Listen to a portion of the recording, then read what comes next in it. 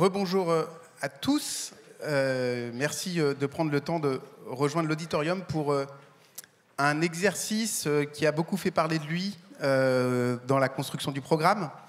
On vous évoquait en séance d'ouverture le fait que nous avions souhaité multiplier les formats différents de la façon dont nous allions débattre ensemble pendant 3 jours.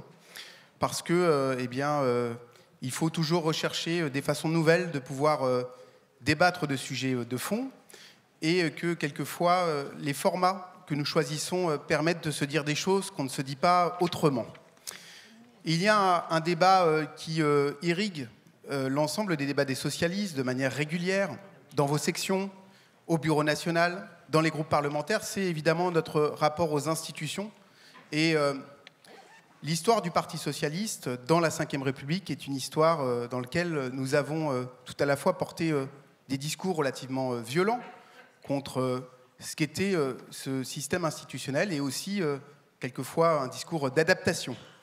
Et donc nous avons choisi de vous proposer de débattre des arguments des uns et des autres sous une forme assez nouvelle, puisque vous êtes ici pour assister à un grand procès. La Ve République est-elle coupable ou non coupable face aux crises ?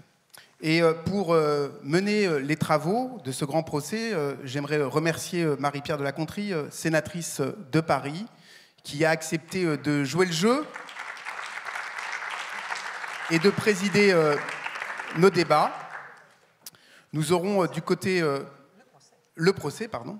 Nous aurons du côté de l'accusation Laurent Baumel, membre du Bureau national du Parti socialiste, ancien député, qui a eu toutes ces dernières années l'occasion d'exprimer, non pas par des procès, mais bien souvent par des interventions devant vous, sa vision des institutions. Et face à lui, il y aura Florent Vadillo, qui est docteur en sciences politiques, qui est président du think tank L'Hétérie, et qui viendra lui donner le change.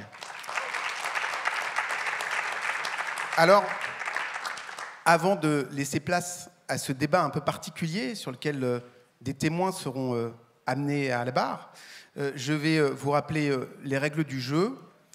D'abord, évidemment, écouter de la manière la plus polie possible les arguments qui seront échangés. C'est à la présidente de s'assurer de la bonne police des débats. Et vous indiquer aussi que pour ce procès, nous vous proposons de pouvoir vous exprimer, non pas par des prises de parole, puisque évidemment celle-ci sera concentrée aux mains des intervenants, mais par des votes. Et donc, vous allez pouvoir voter à l'issue de ce procès en allant sur une application qui s'appelle live.voxvote.com. Si vous avez été des bons sympathisants socialistes et que vous avez téléchargé l'application du parti pour ces campus 2019, normalement, lorsque vous allez y accéder, vous aurez directement accès à ce site, live.voxvote.com. Et comme vous le voyez, vous aurez un code PIN à entrer qui vous permettra de pouvoir donner votre avis. Je dis ça pour ceux qui sont dans la salle, mais je dis ça aussi pour ceux qui nous suivent sur les réseaux sociaux. Vous aurez la possibilité de pouvoir participer au jugement et de nos débats. J'ai été déjà très long, je vous souhaite un bon procès et je vais donner la parole tout de suite à Madame la Présidente pour qu'elle puisse ouvrir nos échanges. Bon procès à tous.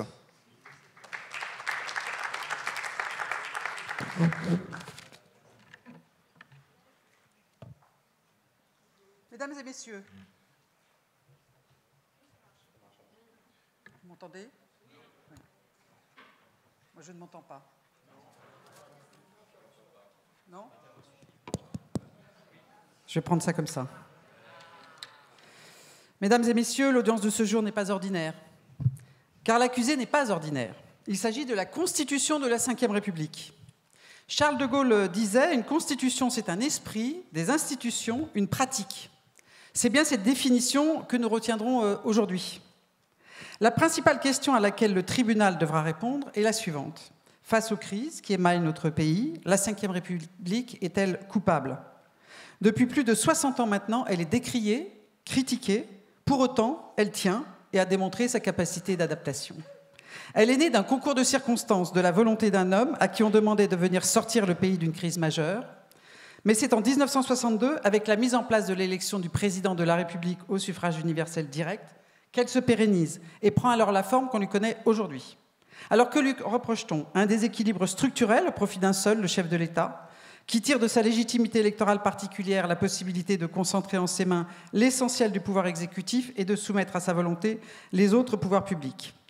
Pour l'accusation, dont je retransmets les termes, parce qu'elle interdit toute discussion réelle sur le contenu des lois, la subordination du Parlement au pouvoir exécutif considéré comme le mode d'emploi normal des institutions, est renforcée par les dispositifs juridiques du parlementarisme rationalisé, comme l'article 49.3, qui constituerait un abus de position dominante et contreviendrait au principe démocratique d'équilibre des pouvoirs, énoncé par les philosophes des Lumières, la tradition républicaine française est repris dans l'article 16 de la Déclaration des droits de l'homme et du citoyen de 1789. L'absence de force de rappel susceptible de s'exercer sur ce président souverain, même s'il s'éloigne des valeurs ou projets pour lesquels il a été élu, ou s'il conduit une politique impopulaire, contribuerait en outre à un paradoxe.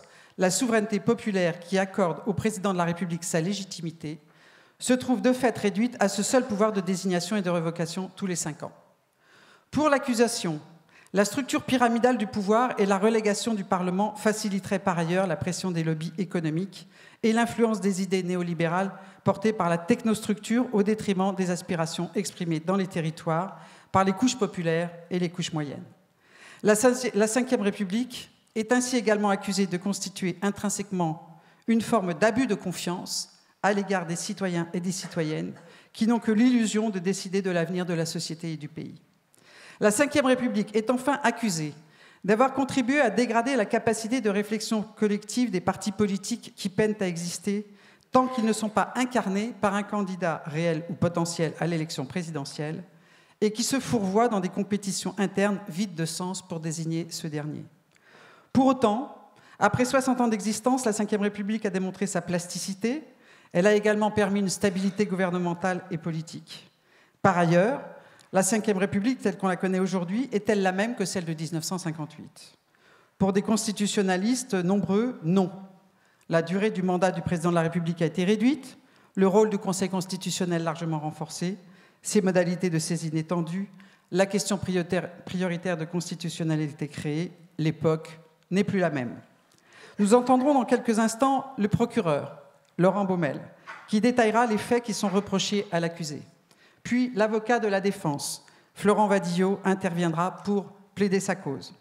Nous entendrons également plusieurs témoins qui s'exprimeront pour les deux parties et que le tribunal, comme chacune des parties, interrogera.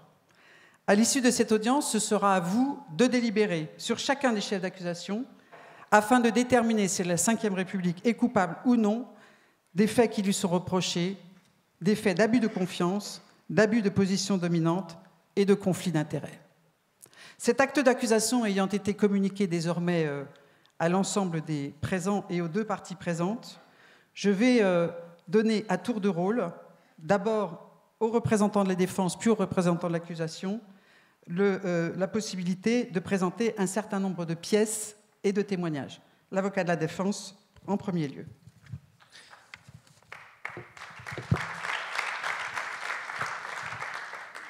Merci Madame la Présidente. Je vais appeler tout de suite une première pièce à conviction, la numéro 1, s'il vous plaît. C'est une pièce qui permet de montrer que cette Ve République honnie, en réalité, elle a été souhaitée, elle est bien née. Et on le voit, lors du référendum de 1958, 82% des concitoyens ont approuvé ce texte. 82% avec un taux de participation qui était très fort, puisque près de 38 millions de votants se sont exprimés. Pour un régime que l'on décrit, je trouve qu'il est bien né. On dit aussi que c'est un régime éminemment présidentialiste. Pour autant, il s'est fondé sur un acte parlementaire. Et je voudrais appeler la pièce à conviction numéro 2. C'est la liste des motions de censure qui ont été déposées sous la Ve République, notamment celle de 1962, qui a été votée positivement et qui a fait tomber le gouvernement de Georges Pompidou par un concours de circonstances qui n'en est pas vraiment un. C'est parce que l'opposition socialiste et le MRP ont décidé de défaire la coalition de droite qui était celle du général de Gaulle pour s'opposer au suffrage universel direct. Donc, moment parlementaire qui est éminemment important. Alors on dira, bien sûr, c'est la seule motion de censure sous la Ve République qui est aboutie. Et ça serait oublier celle qui a failli frapper le gouvernement de Pierre Bérégovoy et qui, à 6 voix près, n'a pas été votée. Pour un Parlement godillot, pour un Parlement qui est abattardi, dont les ailes sont coupées, ma foi, le risque qu'il fait peser régulièrement sur l'exécutif est tout de même fort. Et puis, cet épisode de 1962, ce coup de force, comme diront ses opposants, je voudrais appeler la pièce à conviction numéro 3.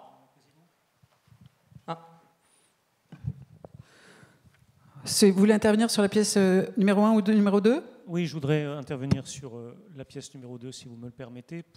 On peut la revoir. C'est donc la liste de l'ensemble des motions de censure qui ont été déposées sous la Ve République. Voilà. Je voudrais finalement faire remarquer la chose suivante. Comme vient de le dire l'avocat de la défense, la seule motion de censure qui a été adoptée sous la Ve République, alors que la majorité parlementaire était en phase avec le président de la République, alors que le président de la République disposait d'une majorité parlementaire, c'est lorsque précisément on a demandé à cette majorité parlementaire, vous l'avez rappelé, de justifier, d'approuver l'élection du président de la République au suffrage universel.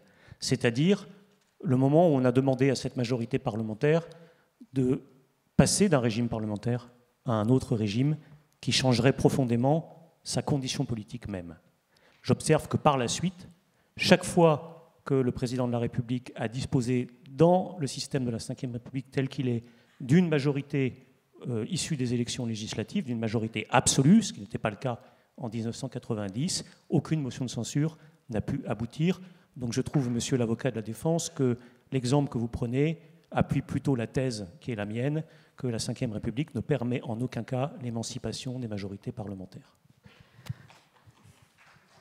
Mais une réponse de l'avocat de la défense. Je serais d'accord avec l'avocat général si la pièce numéro 3 ne permettait d'augurer justement une pratique sous la Ve République. Pourquoi est-ce qu'en 1962, le gouvernement chute? Parce que la majorité du général de Gaulle était composite. Elle était une majorité de coalition.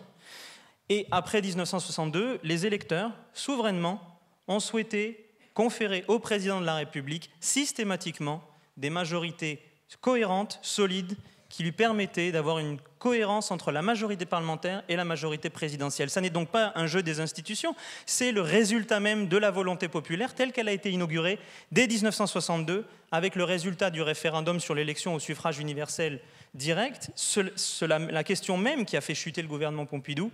Et on le voit, 62% des Français se sont exprimés avec 21 millions de votants, 21,6 millions de votants. Donc, comment incriminer les institutions alors même que les citoyens les ont modelées et ont eux-mêmes créé la convergence entre la majorité présidentielle et la majorité parlementaire pour donner cette inflexion au régime de la Ve République. Donc, monsieur l'avocat général, vous avez raison, mais entre 58 et 62, après le peuple a tranché.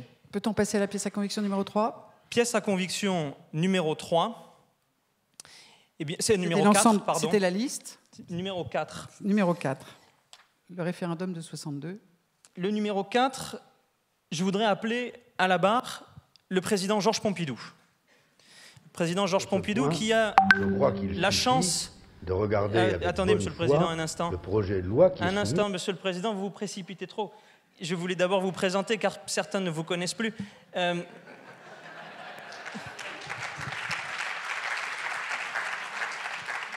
Le président Pompidou, disais-je, qui a la chance d'avoir été collaborateur du général de Gaulle en 1958, Premier ministre défait en 1962, Premier ministre confirmé en 1962 jusqu'en 1968, puis président de la République, d'une Ve République qu'il connaît pour l'avoir également façonnée. Alors, monsieur le président de la République, vous brûliez d'impatience de répondre à cette première question. L'élection du président de la République au suffrage universel direct crée-t-elle un risque de pouvoir personnel, comme certains le disent dans l'opposition, comme l'avocat général le prétend? Est-ce que, fondamentalement, 62 modifie-t-il la Ve République? Sur ce point, je crois qu'il suffit de regarder avec bonne foi le projet de loi qui est soumis au référendum. Il n'y a là aucune modification d'aucun pouvoir, qu'il s'agisse des pouvoirs du président de la République, des pouvoirs de l'Assemblée nationale, des pouvoirs du gouvernement, des pouvoirs du Sénat. Tout demeure dans l'état où cela est. On ne modifie strictement que le mode d'élection du président de la République. Au fond, on parle de modifier la Constitution, il s'agit plutôt de la confirmer ou de la consolider. Très bien, mais dès lors, pourquoi ce changement de mode d'élection? Est-ce que vous pouvez nous expliquer quelle est la volonté du président de la République et du Premier ministre qui défendra ce projet de loi constitutionnel? Ah, eh bien voyez-vous, c'est qu'il s'agit, par l'élection au suffrage universel, de lui donner l'autorité et, je dirais, le prestige qui sont nécessaires pour lui permettre d'exercer ses fonctions.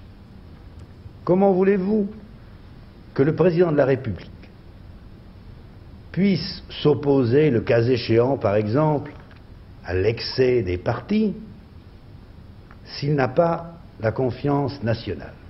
Et comment pourrait-il prouver qu'il est revêtu de la confiance nationale s'il n'est pas l'élu du suffrage universel, comme le sont précisément les députés?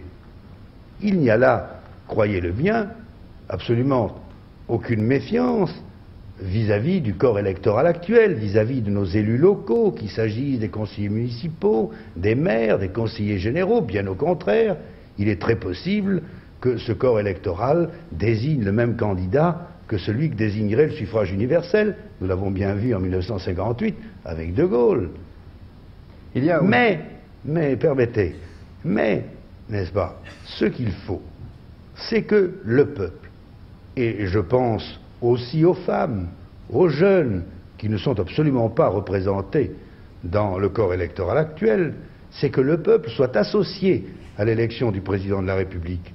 Et pourquoi ce peuple, qui choisit très bien, j'imagine, ses conseillers municipaux, ses conseillers généraux, qui choisit très bien, j'imagine, ses députés, pourquoi ne choisirait-il pas très bien son président de la République?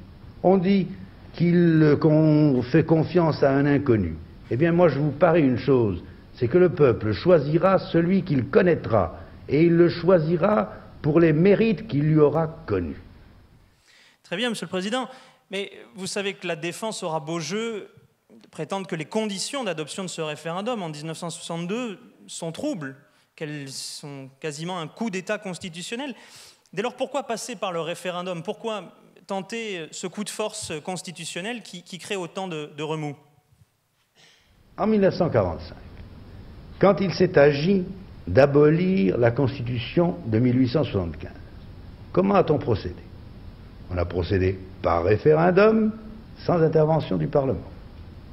En 1958, quand il s'est agi d'abolir la Constitution de 1946, celle de la 4e République, et de voter notre actuelle Constitution, comment s'y est-on pris?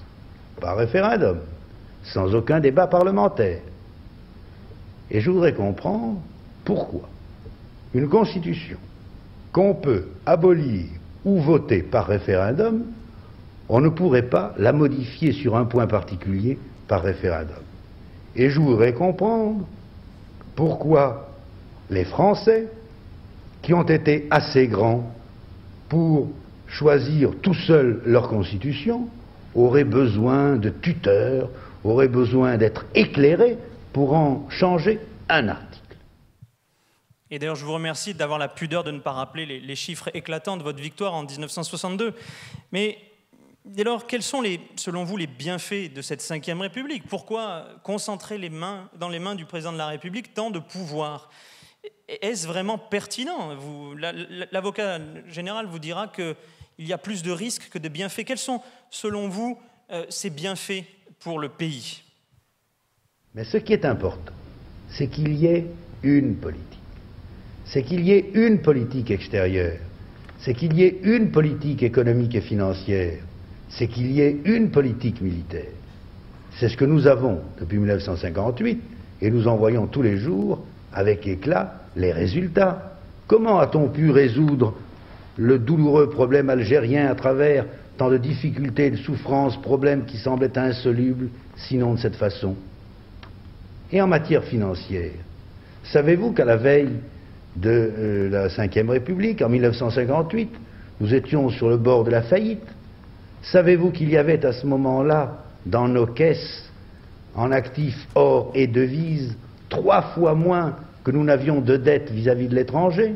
Et aujourd'hui, je puis vous dire que nous avons 3 fois plus d'or et de devises que nous n'avons de dettes vis-à-vis de ces mêmes États étrangers. C'est ça qui permet l'expansion et par conséquent la prospérité et par conséquent le progrès social.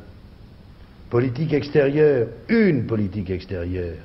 Et c'est ce qui nous permet de figurer au premier rang de l'Europe, au premier rang du marché commun, de parler d'égal à égal avec la plupart des États, d'être, je dirais même, envié par les États-Unis qui s'interrogent sur le miracle français. Tenez, je lisais il y a quelques jours dans Paris Match, je crois, un article de Raymond Cartier, et je me rappelle le sous-titre. Aux États-Unis, prestige la France en hausse de 1000%. Voilà ce que c'est qu'une politique extérieure. Une politique. C'est une politique qui nous a permis également de mater la subversion, de mater les tentatives de putsch de quelques généraux égarés, et qui nous permettent encore aujourd'hui d'arrêter les complots passés, présents et futurs. Une politique militaire qui nous permet de reconvertir notre armée, de lui donner l'armement moderne dont elle a besoin. Mais, pour qu'il y ait une politique, il faut qu'il y ait un homme qui l'anime et qui en assure la continuité. Et aujourd'hui, à l'heure où la menace sur la paix est éclatante aux yeux de tous, plus que jamais, nous avons besoin d'un homme à la barre. Et cet homme, ça ne peut être que le président de la République. J'ose dire que la circonstance actuelle, ça ne peut être que De Gaulle. Une question de l'accusation. Oui, Intervention. Madame la Présidente, juste une remarque. Je remercie l'avocat général de nous avoir permis ainsi d'avocat à la défense, de nous avoir permis ainsi de revivre l'ambiance du début des années 60. Et ce qui est flagrant dans le témoignage du président Pompidou, c'est à quel point il ne parle pas de la Ve République, mais de la 4e. C'est-à-dire que la problématique qui est la sienne, lorsqu'il évoque l'excès pouvoir des parlementaires, lorsqu'il évoque l'instabilité, lorsqu'il évoque la nécessité de rétablir un minimum d'autorité de l'État, le propos du président Pompidou n'est pas de caractériser la Ve République, mais les défauts de la 4e. Or, le procès que nous faisons aujourd'hui ici, et je veux le dire, monsieur l'avocat de la défense, ce n'est pas le procès de la 4e République, c'est le procès de la 5e. Et ce n'est pas parce que la 4e République a des défauts que la solution qui a été imaginée à l'époque pour la remplacer, 40 ans, 50 ans, bientôt 62 ans plus tard, est elle-même exempte de défauts et de limites. Et donc je nous invite cet après-midi, ce soir, à bien faire le procès de la 5e et pas de la 4e République. Monsieur l'avocat de la défense, je crois que vous avez une dernière pièce à communiquer. Oui. Alors, hélas, les forces de l'esprit de François Mitterrand ne l'ont pas permis de venir jusqu'à La Rochelle, à la différence de Georges Pompidou. Mais il m'a rappelé aimablement l'interview qu'il avait donnée au journal Le Monde le 2 juillet 1981. Parce que on fait peut-être le procès de la 4e République. En réalité, on fait le procès de la solution que les accusateurs voudraient voir à nouveau advenir. Et nous ne voulons pas à nouveau de la 4e République. Mais quel pire procureur de la 5e République que François Mitterrand? On se souvient tous du coup d'État permanent. Quel homme a le mieux compris ce que la 5e République, ou plutôt ce que certains pouvaient faire de la 5e République? Qu'il me soit donc permis de citer quelques extraits, Madame la Présidente, vous avez eu l'interview en intégrale, de ce que François Mitterrand, en juillet 1981, disait. Je le cite, il répond aux journalistes. « Vous semblez regretter, dit-il du journaliste, que les institutions n'aient pas changé. Mais tel n'était pas l'objet des consultations électorales, d'où est sorti le changement que vous savez. » Il parle de son élection. Les Français ont élu un président, puis des députés. Ce n'était pas un référendum sur l'organisation des pouvoirs publics. Le président de la République fait donc la preuve que 81 n'était pas une volonté de changement de régime. D'ailleurs, le changement de régime est-il seulement nécessaire à ses yeux? La loi ordinaire, je le cite, permettra de faire beaucoup en attendant que le train constitutionnel s'ébranle, lequel ne comprendra au demeurant que peu de wagons, qu'on ne mettra en marche qu'après que nous ayons abordé les problèmes urgents que pose la situation économique. Il suffira parfois aussi de mesures réglementaires ou simplement de l'usage. J'ai par exemple invité le Premier ministre Pierre Mauroy, qui partage entièrement mon sentiment, à prendre la semaine prochaine, lors de son discours de présentation à l'Assemblée nationale, une série d'initiatives en vue d'améliorer le fonctionnement du Parlement. Fini, je l'espère, cet abus de vote bloqué ou ces lois réputées adoptées par le subterfuge de la non-censure. De même, les questions d'actualité devront fournir aux députés l'occasion d'engager chaque mercredi un vrai dialogue avec le gouvernement et non un prétexte pour ce dernier de monopoliser les médias, comme c'était le cas jusqu'ici. On le voit, le président Mitterrand dit bien que la Constitution, finalement, n'est pas en cause. Seuls les usages le sont. Seule la volonté de ceux qui la font vivre peut être incriminée ou peut être saluée. Et je ne citerai qu'un dernier extrait, Madame la Présidente, assez révélateur. L'homme du coup d'État permanent nous dit « Les institutions n'étaient pas faites à mon intention, mais elles sont bien faites pour moi. »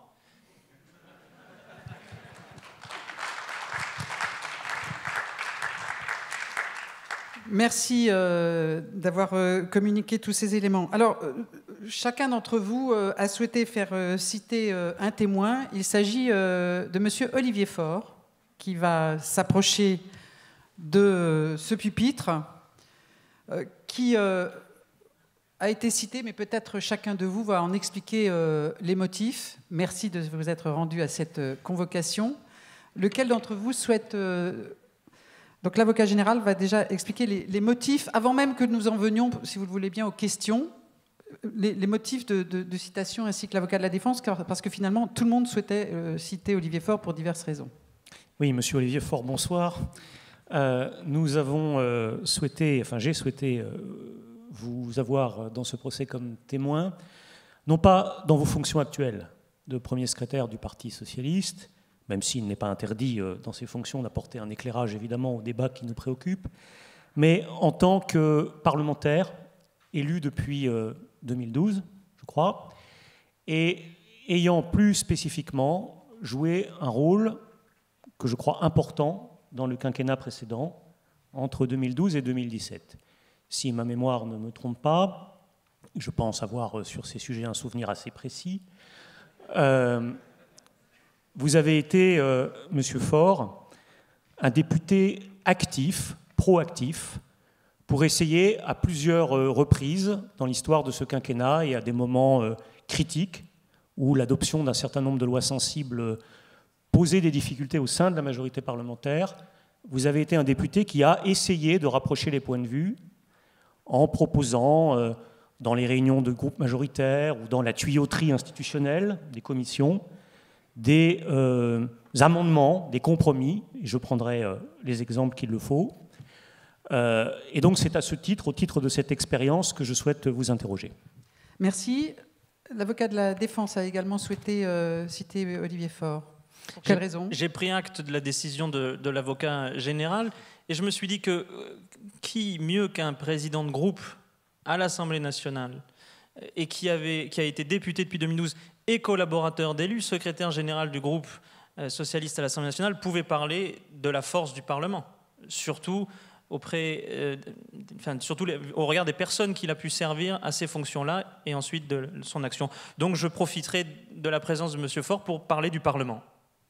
Sachant que les fonctions actuelles d'Olivier Faure permettent aussi de compléter l'éclairage, sachant que nous sommes désormais, je crois, dans l'opposition.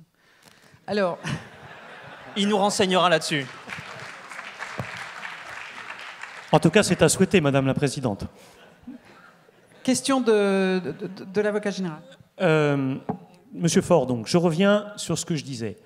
J'ai en tête 3 moments notamment qui illustrent le rôle que je vous ai attribué. J'ai le souvenir principalement de la fameuse loi travail en printemps 2016 et d'une tentative que vous aviez faite pour sortir, je vais vite, sortir la question de la rémunération des heures supplémentaires, donc d'une certaine manière du pouvoir d'achat, de la problématique de l'inversion de la hiérarchie des normes et permettre ainsi que la question des salaires ne soit pas l'objet d'une concurrence au sein des branches entre les entreprises. C'était une proposition extrêmement importante parce que, là aussi, si ma mémoire est bonne, mais vous le confirmerez ou vous l'infirmerez, elle aurait été de nature peut-être à éviter que ce texte soit adopté par une motion de censure et aussi de nature à ramener dans le débat, sinon le consentement, du moins la neutralisation d'un grand syndicat qui était Force ouvrière et qui portait lui aussi cette proposition. Ça n'a pas fonctionné. C'est-à-dire que votre proposition n'a pas reçu, au niveau du groupe parlementaire et au niveau de l'exécutif, l'assentiment que vous souhaitiez. J'ai aussi en tête un autre moment, moins précis, mais peut-être vous nous éclairez, qui est le débat sur la déchéance de nationalité, où je crois me souvenir que vous aviez là aussi proposé un amendement essayant d'amener le débat sur le terrain de la déchéance de citoyenneté et qui aurait été plus conforme aux valeurs attendues de la gauche et qui là aussi aurait peut-être permis à l'ensemble de la gauche de se retrouver dans ce projet. J'ai aussi en tête des efforts que vous aviez faits sur le terrain fiscal pour amener des propositions plus proches du programme sur lequel les députés de 2012 et le président de la République avant eux avaient été élus. Si je rappelle tout ça, c'est parce que dans cette période, vous n'étiez pas ce qu'on appelle un frondeur, vous n'avez pas cherché à développer ces propositions sur le terrain médiatique, vous l'avez fait dans le cadre des institutions, dans les réunions du groupe majoritaire, dans le cadre des commissions, de façon discrète, et sans chercher à créer un rapport de force extérieur pour obliger, d'une manière ou d'une autre, le gouvernement à prendre en compte ces éléments. J'apprécie que vous applaudissiez Olivier Faure, je ne suis pas dupe du sens de ces applaudissements, mais mon propos est de dire que cette méthode, pour autant, a échoué. C'est-à-dire qu'elle n'a pas plus permis que d'autres que ces amendements, que ces propositions soient adoptées. Et je veux avoir ce soir votre sentiment sur les raisons pour lesquelles ces démarches n'ont pas abouti. Est-ce lié à l'attitude du groupe parlementaire? Est-ce lié à l'attitude de l'exécutif? J'aimerais avoir votre analyse sur ces sujets. Sachant que nous réfléchissons sur un point institutionnel, évidemment, Olivier Faure est absolument libre de son propos. Mais ce qu'on essaye de voir aujourd'hui, c'est si le texte de la Constitution empêchait ce que vous avez décrit, ou si ce sont les circonstances. C'est intéressant parce que ça rejoindrait ce qu'a dit tout à l'heure l'avocat de la défense, c'est-à-dire, au fond, c'est plus la pratique, ce que disait De Gaulle, c'est plus la pratique qui crée le problème que le texte lui-même. Bien sûr. Olivier Faure. Madame la Présidente, je ne suis pas coutumier des prétoires, et donc je ne sais s'il faut que je prête serment et que je vous dise que je m'apprête à dire toute la vérité. Mais je m'apprête effectivement à dire toute la vérité, rien que la vérité, et le faire avec la plus grande sincérité, parce que dans ce débat qui nous occupe, je pense que les Françaises et les Français ont un intérêt majeur. Il s'agit de la règle fondamentale, celle qui nous gouverne, et celle qui fait vivre notre démocratie, et c'est la raison pour laquelle je me suis plié bien volontiers à votre convocation, même si d'ailleurs je n'avais pas tellement le choix, mais je le fais bien volontiers. Alors je veux essayer de répondre à la question qui m'est posée, même si, vous le comprendrez, il a été rappelé que j'ai occupé des fonctions de président de groupe, que je suis aujourd'hui premier secrétaire d'un parti politique, certes d'opposition, mais qui a vocation à redevenir majoritaire, et je ne veux pas l'engager sur un terrain qui, pour le moment, n'a pas été tranché entre ses militants. Et donc, je parlerai à titre personnel, même si, évidemment, ça indique peut-être ce que j'ai envie de faire à l'avenir, mais à ce stade, je ne parlais qu'en mon nom propre. Donc pour répondre à vos questions, monsieur l'avocat général, je dirais que d'abord ce que vous avez rappelé est rigoureusement exact. Et ce que j'ai essayé de faire, je n'étais pas président de groupe, j'étais simple parlementaire, c'était de concilier les points de vue dans notre propre groupe et au sein de ce qu'était la gauche de l'époque, espérant que par ce canal, nous puissions emmener non seulement une majorité, mais plus largement trouver l'assentiment des Français qui, d'ores et déjà, nous avaient fait défaut dans les élections intermédiaires. Et donc, qu'il s'agisse de la question fiscale, à plusieurs reprises, dès la question du pacte de responsabilité, même avant, sur la question du CICE, puis sur la déchéance de nationalité, puis sur la question de la loi travail, j'ai estimé qu'il était de mon devoir de parlementaire que de chercher à proposer une voie qui permette non pas de revenir sur la ligne politique, mais d'en corriger ce qui me paraissait excessif, vain, voire même dangereux. Et donc je l'ai fait en cherchant à chaque fois à convaincre le gouvernement, à convaincre le groupe auquel j'appartenais, et hélas, sur les deux derniers cas, parce que sur la question fiscale, en réalité, le groupe a suivi jusqu'au bout et a adopté en fait une réforme de la CSG qui a été ensuite anéantie par le Conseil constitutionnel pour des raisons sur lesquelles je ne reviendrai pas maintenant, mais qui mériteraient peut-être qu'on s'y penche à un moment ou à un autre. Et sur ces deux sujets que sont la déchéance et sur la loi travail, il n'a pas été possible d'aller jusqu'au bout. Je pense que le groupe parlementaire, dans les deux cas, était majoritairement sur les positions que je défendais, mais le débat a été en réalité interrompu à chaque fois par le gouvernement, par le Premier ministre, qui ne souhaitait pas que ces compromis puissent intervenir. Et donc, je m'en tiendrai là pour l'instant. Peut-être devrais-je répondre à d'autres questions, mais à titre de témoin, voilà ce que je voulais rappeler, les faits, rien que les faits. Juste une question complémentaire, si vous permettez, par rapport donc à votre dernière affirmation. À votre avis, parce que je pense que c'est intéressant d'éclairer ces aspects psychologiques du fonctionnement du régime, le Premier ministre et le président de l'époque n'ont pas souhaité aller dans le sens de ces compromis, ouvrir la porte que vous avez, accepter la main que vous aviez tendue, par souci de préserver l'autorité de l'exécutif, le mode d'emploi du régime, ou pour des raisons de fond liées à leurs convictions?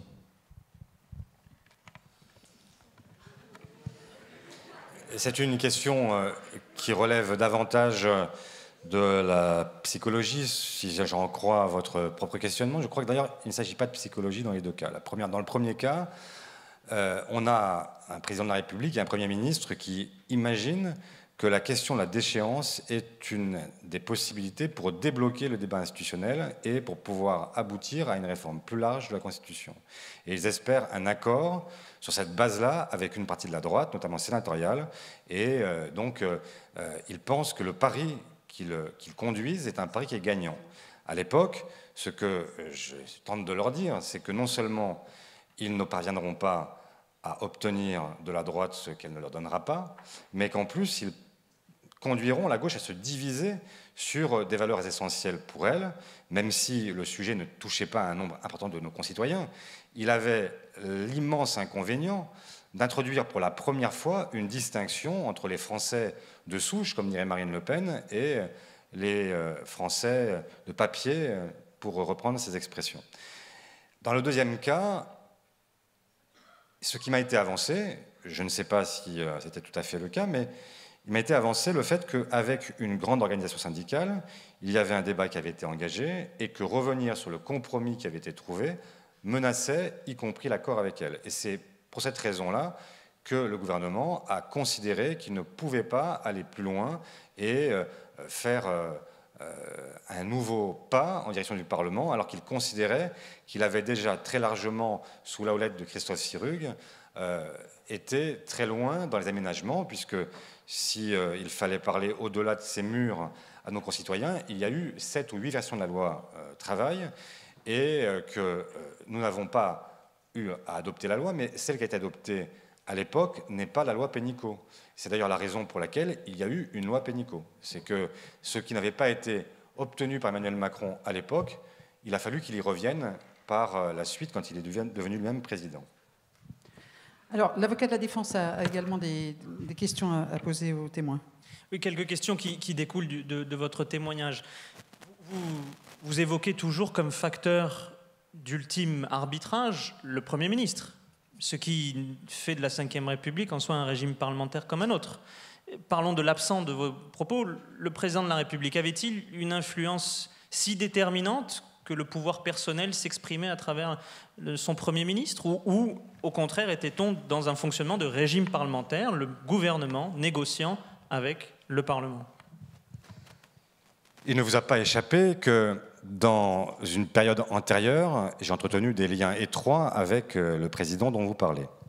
J'ai été son collaborateur.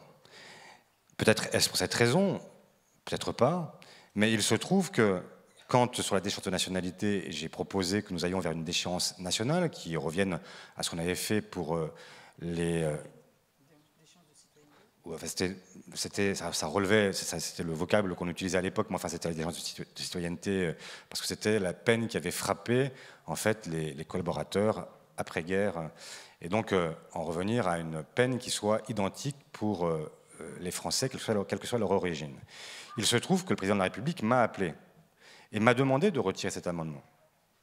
Donc je pense que la réalité, c'est que le Premier ministre, en l'occurrence, agissait en totale symbiose avec le président.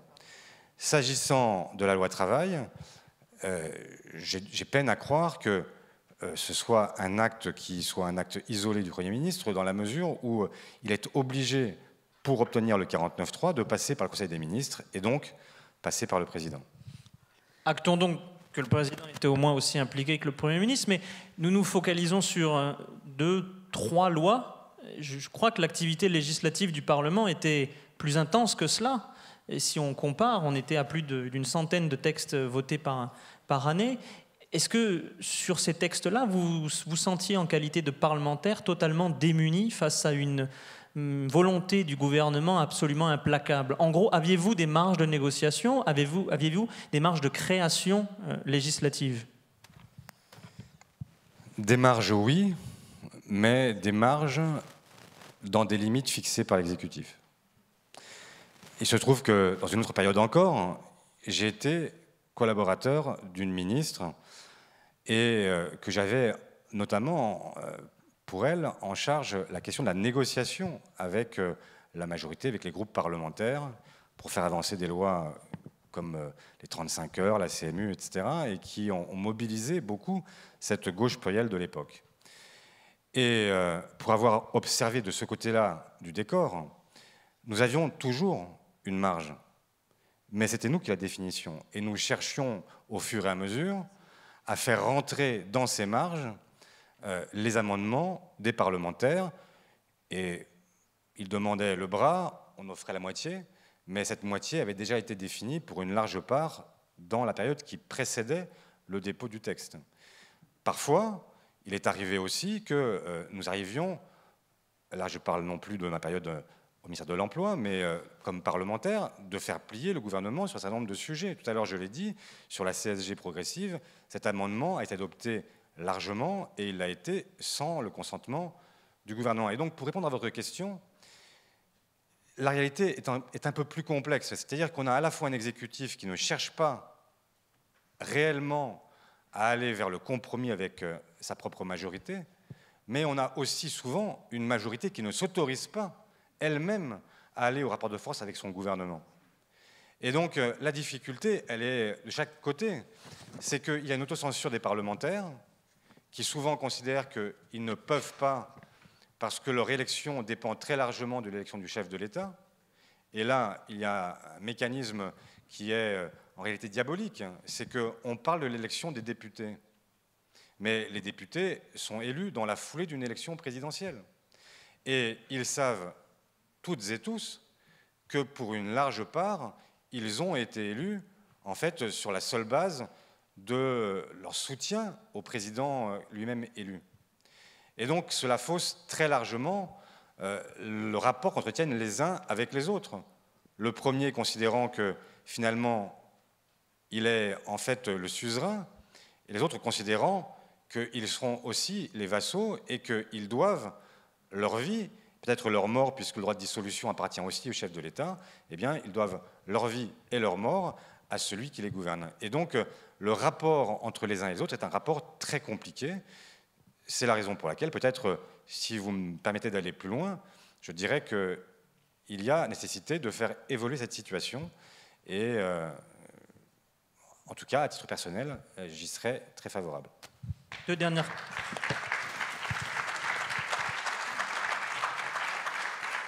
question, Madame la Présidente. On a beaucoup parlé finalement d'un exercice législatif conflictuel sur les textes qui politiquement pouvaient être anguleux.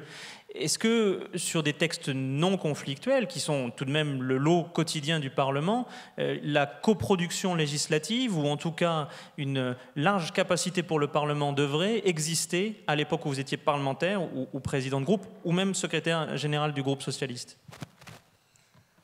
Bon, sur les textes non conflictuels, c'est souvent plus facile, parce que le rapport, en réalité, n'est pas tellement avec l'autorité politique, il est essentiellement avec et les cabinets et l'administration, et il s'agit simplement de faire de la technique. Et dans ces cas-là, l'expérience, l'expertise, souvent forte des parlementaires, parce qu'on a tort de penser qu'ils sont simplement arrivés à force de mauvais coups et de cartes payées pour pouvoir se faire investir. Ils ont aussi une expérience et un apport et un savoir-faire qui est en réalité extrêmement précieux. Je ne veux pas passer dans le registre émotionnel, mais malgré tout, puisque vous avez dit que j'avais été président de groupe, il se trouve que j'ai vécu, comme nombre d'entre ceux qui nous écoutent maintenant, le premier tour de l'élection législative. Et comme président, j'ai eu à connaître chacune et chacun de ceux qui étaient dans ce groupe. Et quand mes collaboratrices m'ont apporté les dépêches de l'AFP et qui m'ont donné en fait les premiers résultats, et même plus que les premiers résultats, quand j'ai vu le nombre de mes camarades qui ne passeraient pas le premier tour, dont je connaissais le talent, je dis bien le talent, j'étais sans voix. Je suis resté pendant 10 minutes, alors que pour ma part, les résultats étaient très prometteurs et que je pensais même que dans la lecture du premier tour, il y avait la lecture du second. J'étais incapable de parler parce qu'il y avait ce sentiment d'une injustice énorme par rapport à des gens qui avaient au contraire œuvré magnifiquement. Et donc, je veux plaider pour le Parlement, et je veux plaider pour ces femmes et ces hommes qui ont souvent beaucoup sacrifié de leur vie personnelle pour pouvoir être parlementaires. Et dire qu'à l'Assemblée comme au Sénat, on a tort de ne pas s'appuyer sur ce qui existe. Parce que très souvent, la réalité, on l'a vu à travers les exemples que tu as donnés, mais souvent la solution, elle est là, elle existe. Et que les gouvernants, qui souvent ont été parlementaires auparavant, ce qui est triste, c'est de voir à quel point ils oublient ce qu'a été leur sort antérieur. Et cette espèce de volonté de vouloir faire preuve d'autorité, je ne sais pas si c'est comme ça qu'il faut l'expliquer, mais en tout cas, d'habiter une fonction, au détriment du dialogue qui pourrait se nouer avec le Parlement, me semble hors d'âge. Et si l'on regarde ce que sont les démocraties européennes, nous sommes, au fond, la seule démocratie qui procède ainsi. Et loin d'accorder plus de pouvoir au président, au plan international ou au plan européen, je pense même que ça le dessert. Quand Angela Merkel discute avec le président français, quand elle vient à la table de négociation, elle peut dire à son interlocuteur « Moi, je ne peux pas négocier avec toi n'importe quoi, parce que j'ai une majorité et que je lui rends des comptes. Demain, je serai devant le Bundestag. Et donc, je ne peux pas aller au-delà de ce qu'est mon mandat. Toi, tu peux. Toi, tu es en fait Jupiter. Tu es celui qui peut tout, qui a pouvoir de vie et de mort. Et donc, dans ces conditions-là, l'effort est plutôt à toi de le pratiquer plutôt qu'à moi. Je ne sais pas si les discussions se passent ainsi, mais ce que je sais, c'est que la pratique institutionnelle fait que nous n'avons pas les mêmes rapports et que, d'une certaine façon, je pense qu'avoir parfois une majorité compliquée, c'est aussi un atout dans une discussion.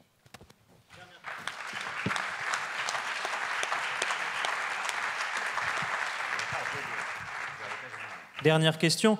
J'entends bien votre... Excusez-moi, dans un vrai procès, on n'applaudit pas les interventions des témoins, je le précise.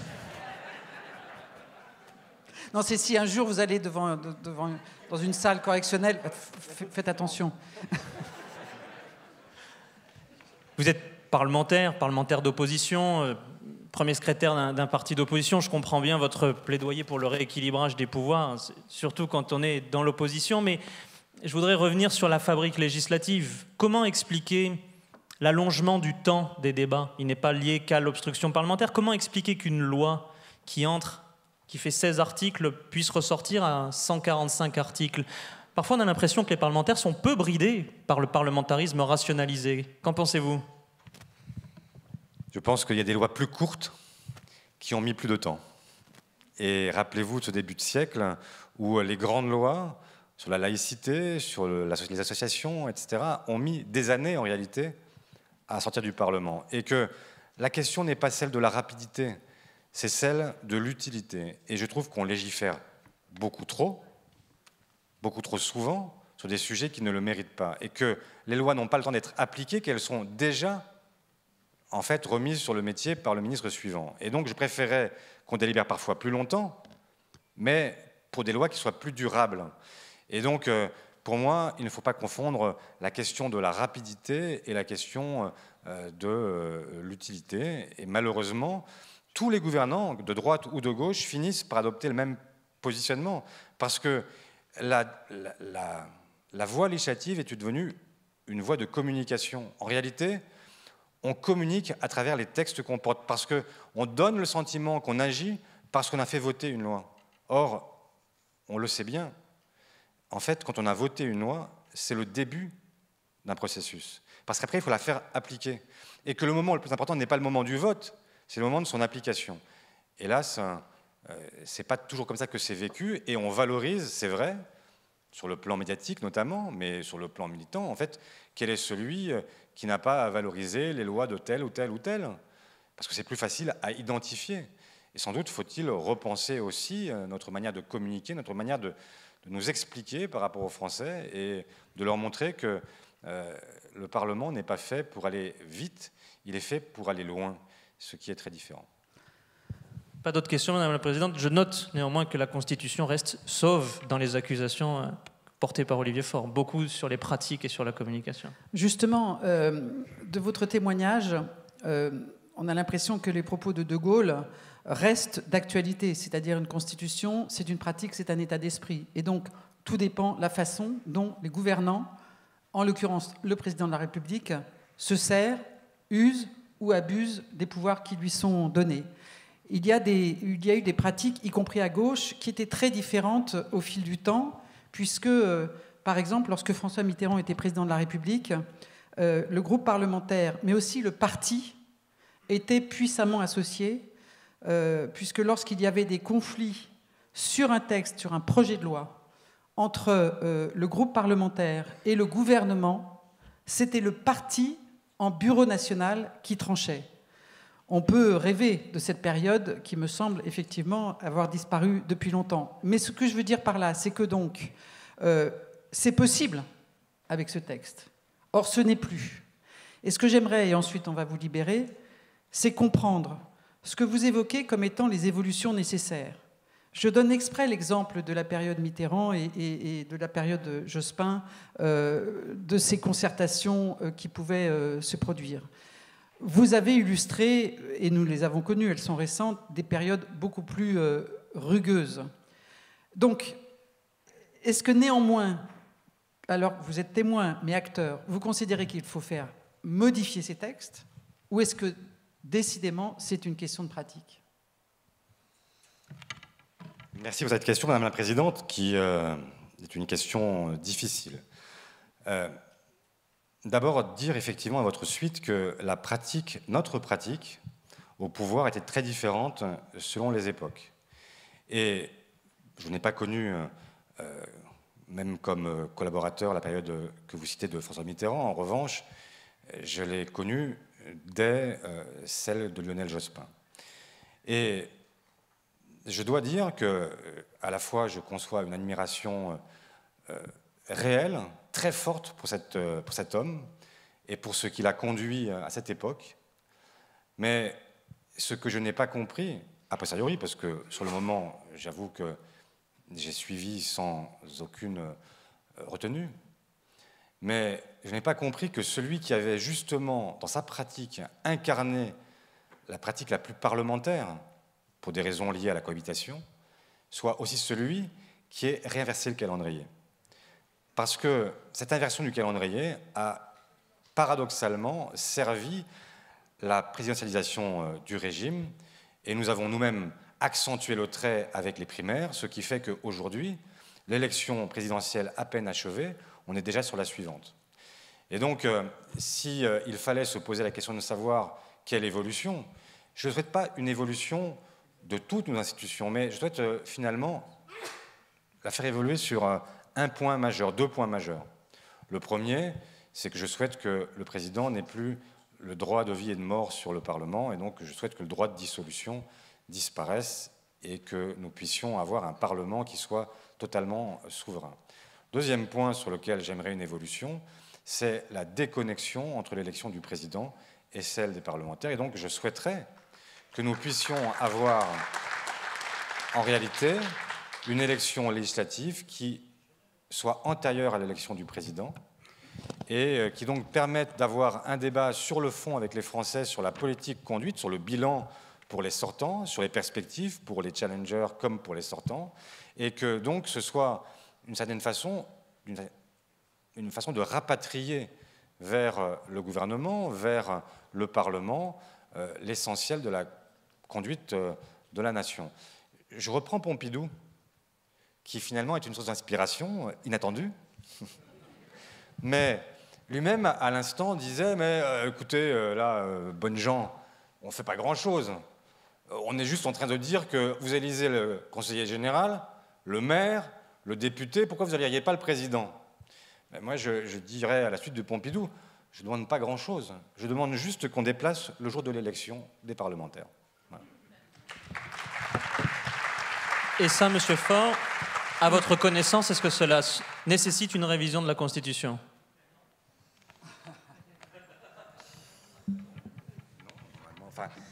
Oui et non. Non pour la première inversion, mais si on veut que les choses soient pérennes, oui, parce qu'il y a un problème.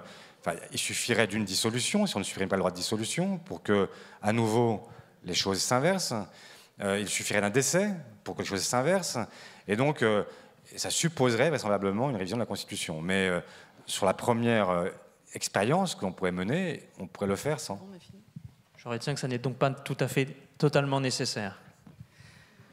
Sauf si le témoin a quelque chose à ajouter, nous allons le libérer. Merci de ces témoignages très, très riches.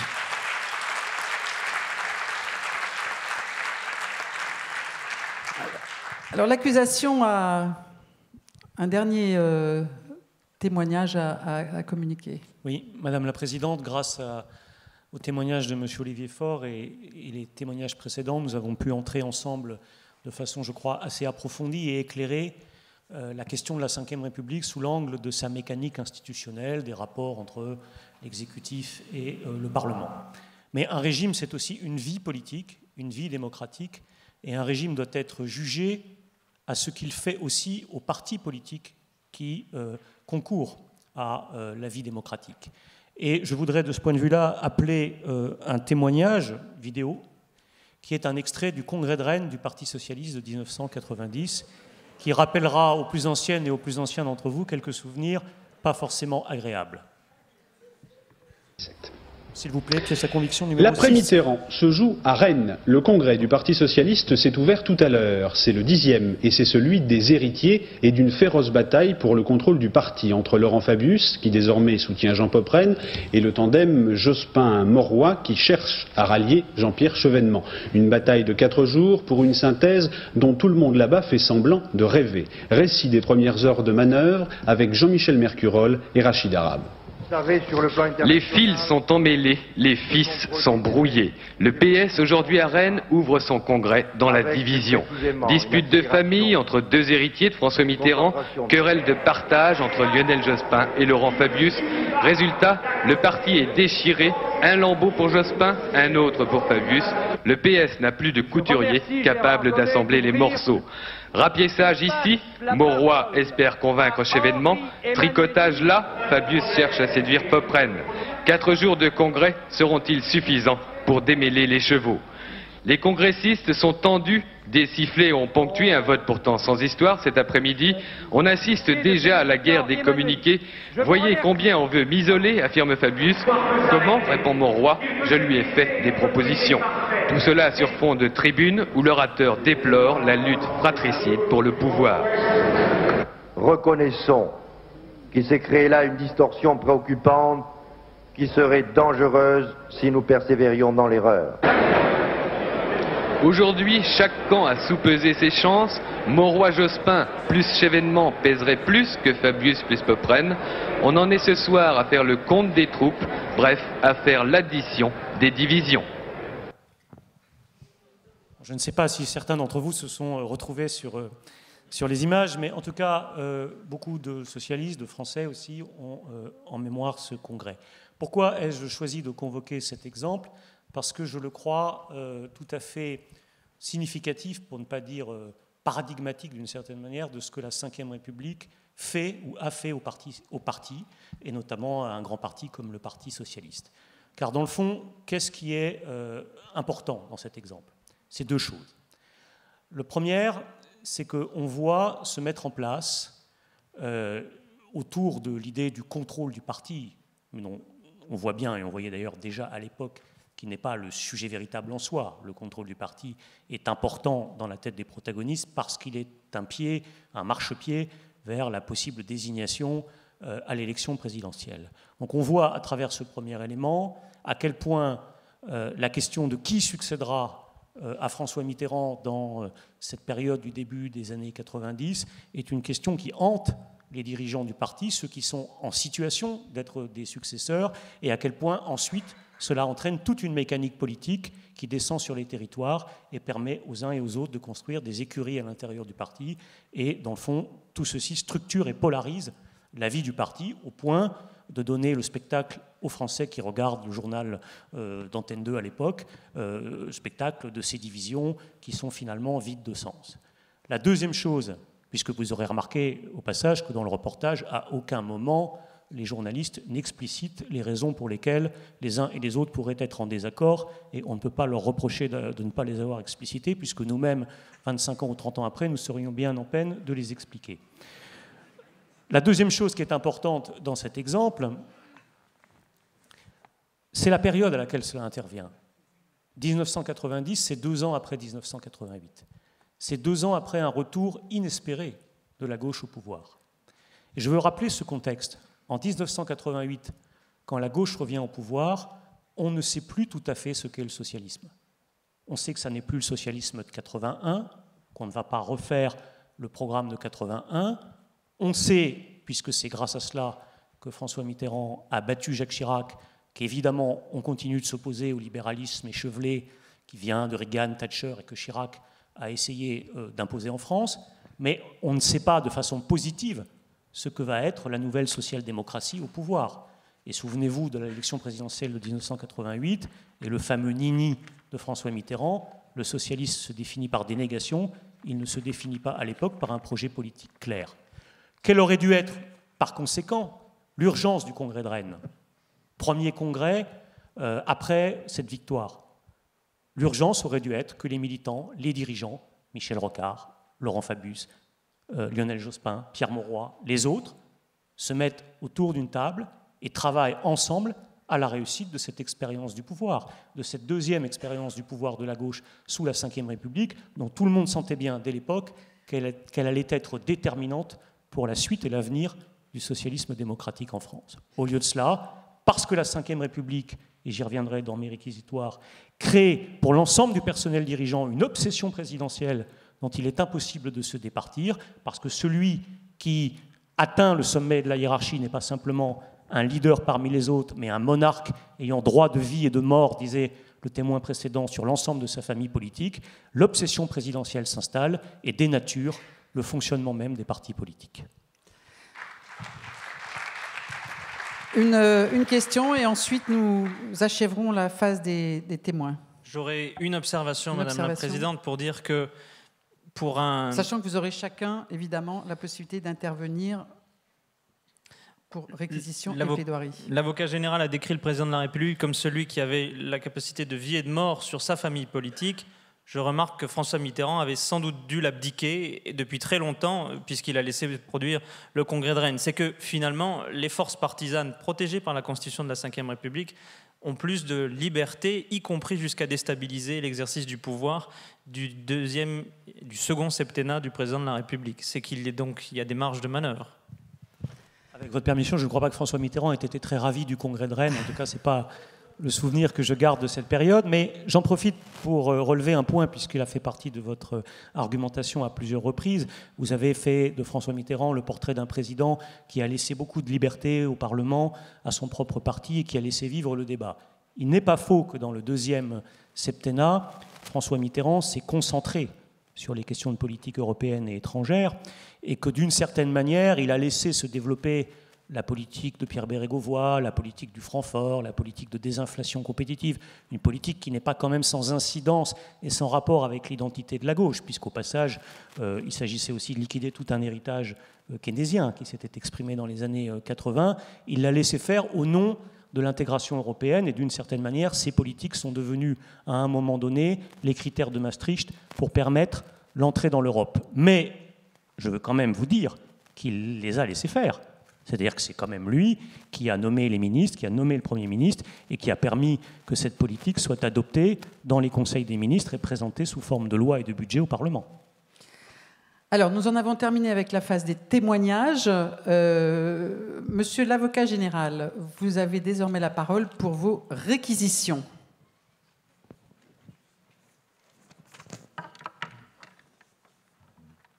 Madame la Présidente.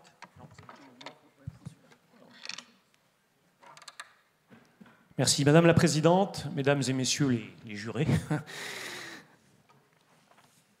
Notre régime politique est désormais si ancien que nous qui sommes dans cette salle n'avons finalement connu que lui dans nos vies conscientes de citoyennes et de citoyens.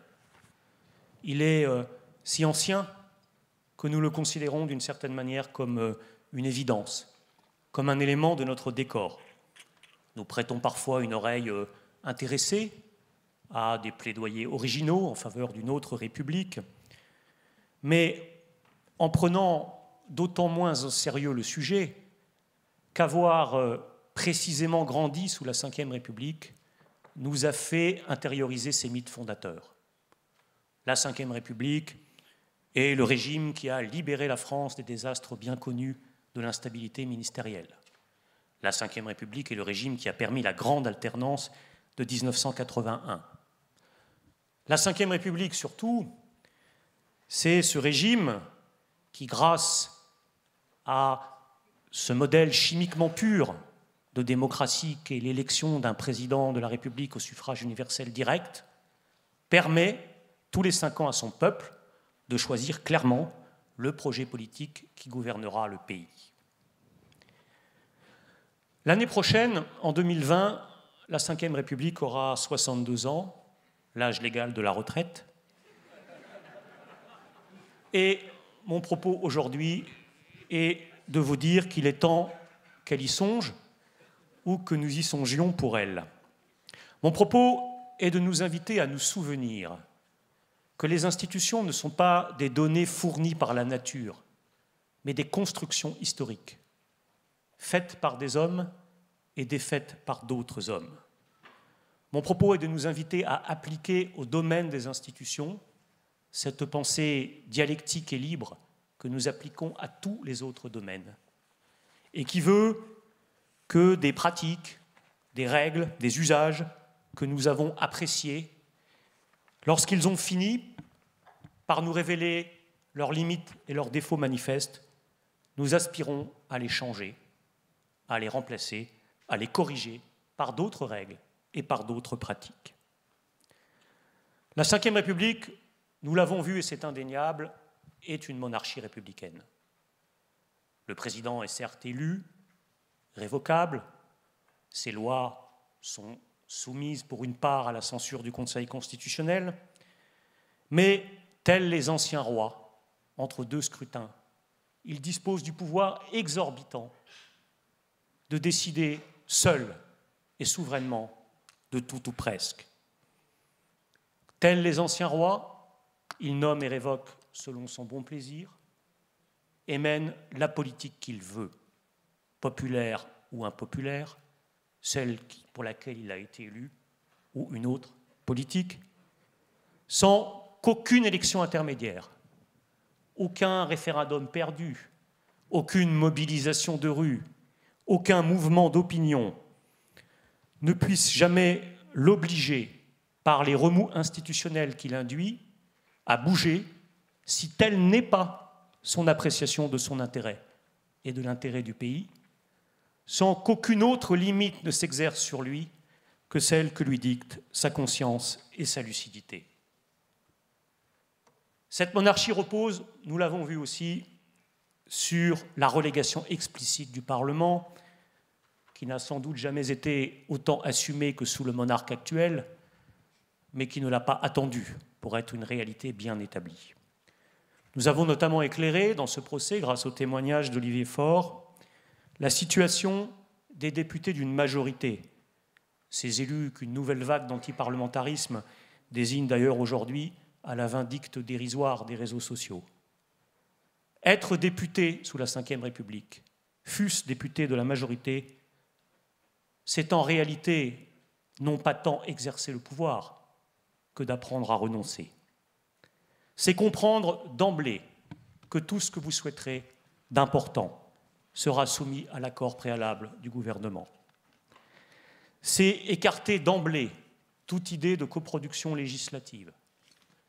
C'est écarter d'emblée toute idée de négociation sérieuse sur le contenu des lois au nom des rapports hiérarchiques qui vous lient implicitement au président dont vous procédez. Être député sous la Ve République, c'est par exemple apprendre à se plier au rite pathétique de l'amendement d'appel, cet amendement que vous avez travaillé des heures durant avec des ONG et des associations et que vous acceptez de retirer en séance parce que le ministre présent vous inflige la lecture fastidieuse de l'argumentaire d'un collaborateur qu'il découvre d'ailleurs en même temps que vous et qui vous explique que votre proposition est contraire à une vague règle européenne. Ou c'est apprendre un soir, à Matignon, que plusieurs dizaines de milliards d'euros seront déplacés le lendemain dans le budget en cours de discussion pour introduire une réforme fiscale que vous-même et vos amis combattez depuis 15 ans, et vous entendre dire par votre interlocuteur et parfois par votre président de groupe qu'il n'y a rien à dire, puisque telle est la volonté personnelle du président de la République.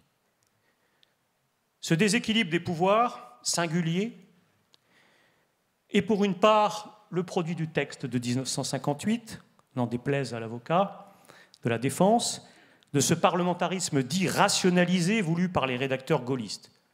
Excusez-moi, mais le 49.3, qui ne laisse pas d'autre choix aux parlementaires que d'approuver la loi sans discussion ou de renverser le gouvernement, ou la menace de dissolution qui pèse lourdement sur les têtes récalcitrantes, n'ont pas spécialement été conçus pour permettre l'émancipation parlementaire. Mais il est aussi, c'est vrai, le fruit de notre interprétation du texte. Plus qu'un dispositif, la Ve République, c'est une disposition. C'est l'esprit d'une constitution. La Ve République, c'est notre choix collectif de considérer que l'élection du président de la République au suffrage universel lui confère une légitimité infiniment supérieure à toutes les autres. C'est notre choix collectif de considérer que les élections législatives, lorsque les dissolutions ou le calendrier le permettent qu'elles aient lieu dans la foulée, ne sont que le prolongement logique de cette élection présidentielle.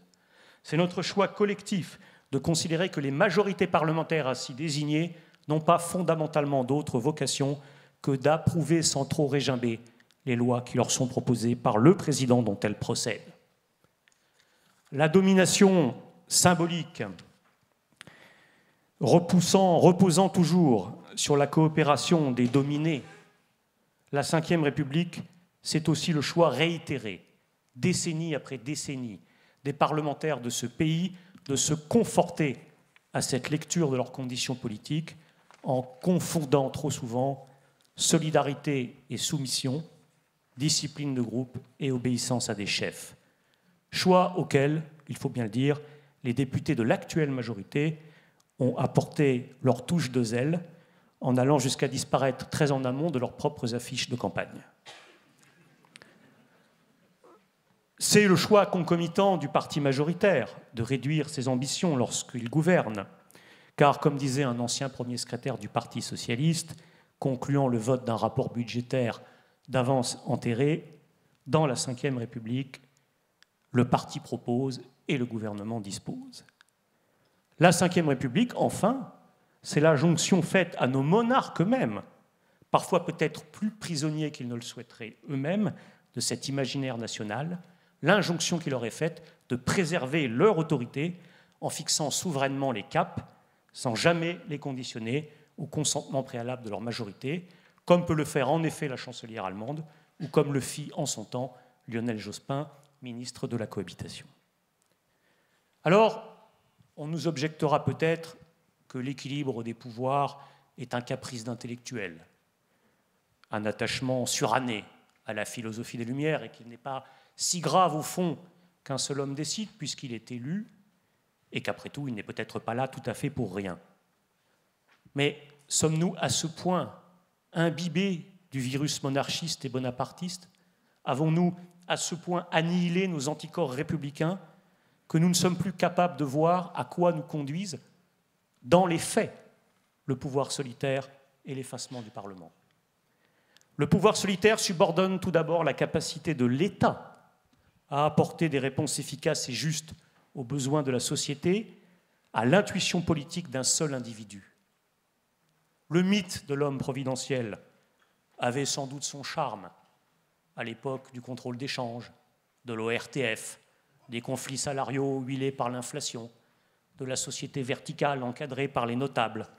Mais il n'est plus adapté à la réalité d'une période historique où la mondialisation économique et financière, l'ampleur des défis climatiques, la fragmentation sociale et culturelle, la profusion des médias complexifient la conduite des politiques et nécessiterait au contraire un recours accru à l'intelligence et à la délibération collective. Il n'est pas difficile de voir non plus l'influence excessive que notre structure pyramidale offre à une technostructure imprégnée d'idéologie libérale et dont les obsessions propres, la réforme du marché du travail, la réforme des retraites, engendrent depuis des décennies l'incessante répétition des mêmes réformes, toutes aussi inutiles, inefficaces que régressives. Comment pouvons-nous ne pas voir surtout que la Ve République est l'extrême inverse de ce qu'elle prétend être? Le régime se revendique au plus haut point d'une souveraineté populaire qu'il ne cesse en réalité de bafouer. Comment peut-on prétendre que les Français choisissent tous les 5 ans une politique à travers un homme, quand cet homme peut, dès le lendemain matin, tourner le dos à cette même politique avec l'assentiment inconditionnel d'une majorité d'avance décidée à vivre et mourir avec lui? Où est la souveraineté populaire lorsque Jacques Chirac peut enterrer dès octobre 1995 la lutte contre la fracture sociale qu'il a fait élire en mai, déclarant au passage « Je n'ai pas été élu pour être populaire ».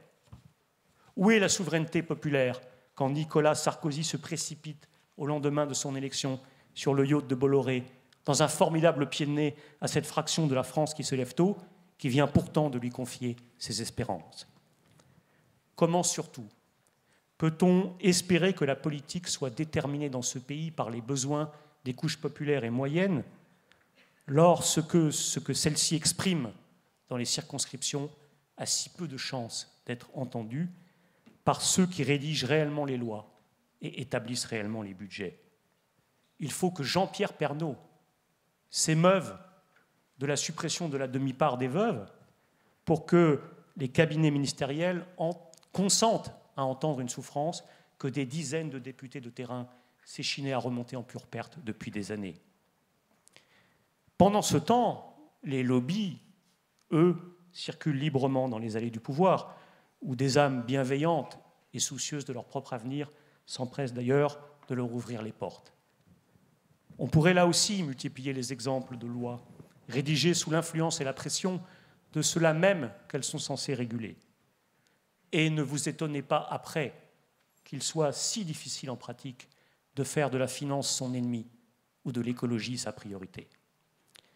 Et ne vous étonnez pas non plus que nous soyons embarqués à ce point dans la grande désillusion qui atteint désormais toutes les démocraties représentatives. C'est d'ailleurs au passage la grande mystification du printemps 2017 que d'avoir fait croire au peuple français que l'on résoudrait les blocages du pays en remplaçant ceux qui gouvernaient si peu par ceux qui gouvernaient déjà. Mépris de l'équilibre du pouvoir, illusion de la souveraineté populaire, nous aurions aimé pouvoir nuancer notre réquisitoire par le constat qu'au moins l'élection présidentielle a favorisé la transparence et la qualité du débat démocratique. C'est hélas tout le contraire. Le primat explicitement accordé dans la vie nationale à un scrutin personnalisé ne fait évidemment pas disparaître la nécessité de présenter aux Français des projets politiques. Mais la dernière élection présidentielle et celles qui l'ont précédée nous rappellent que l'issue du scrutin dépend beaucoup plus encore que dans tout autre de la perception des atouts et des failles personnelles des candidats qui portent ces projets. Le temps est aussi révolu où François Mitterrand, dont il fut beaucoup question ce soir, pouvait être candidat contre le général de Gaulle parce que personne ne voulait y aller. Dans un régime où le camarade, le compagnon, désigné pour porter les couleurs de la famille, cesse, à l'instant où des dizaines de millions de Français ont mis son nom dans l'urne, d'être un primus inter pares, un leader parmi les autres, pour devenir un monarque absolu, doté d'un pouvoir et d'un prestige symbolique sans pareil, l'accès au sommet de la pyramide devient un enjeu en soi, propre à nourrir des ambitions et des rivalités tenaces, et surtout à faire disparaître les enjeux de fond. Si l'on pouvait encore identifier un substrat idéologique derrière la rivalité entre François Mitterrand et Michel Rocard, ou dans une moindre mesure entre Valéry Giscard d'Estaing et Jacques Chirac, la virulence des compétitions personnelles qui se sont par la suite déployées, à l'image de l'affrontement Chirac-Balladur des années 93-94, ou des deux guerres de succession qui ont agité le Parti socialiste entre 1988 et 1995, puis de nouveau entre 2002 et 2012, ont été sans rapport avec la réalité des divergences de vues entre les protagonistes. Comme nous avons eu l'occasion de le rappeler, elles ont dénaturé les débats internes, substituant le jeu des écuries et les affrontements artificiels à la discussion féconde des projets politiques et à l'analyse des vraies différences de fond. En polarisant la vie intérieure des partis, elles ont surtout détourné l'énergie militante du travail nécessaire de préparation collective à l'exercice du pouvoir et à l'affrontement des difficultés qu'il pose, et ce, d'autant plus que le préjudice d'image induit par le spectacle affligeant de ces divisions a obligé les mêmes formations politiques à organiser des primaires qui ont encore réduit leur rôle d'intellectuel collectif. À travers la personnalisation excessive de la vie politique, la Ve République a ainsi porté atteinte à la qualité du débat politique et donc à l'efficacité des partis politiques. Elle a ouvert la voie au discrédit dont ceux-ci sont frappés et à la grande déstructuration que nous connaissons aujourd'hui.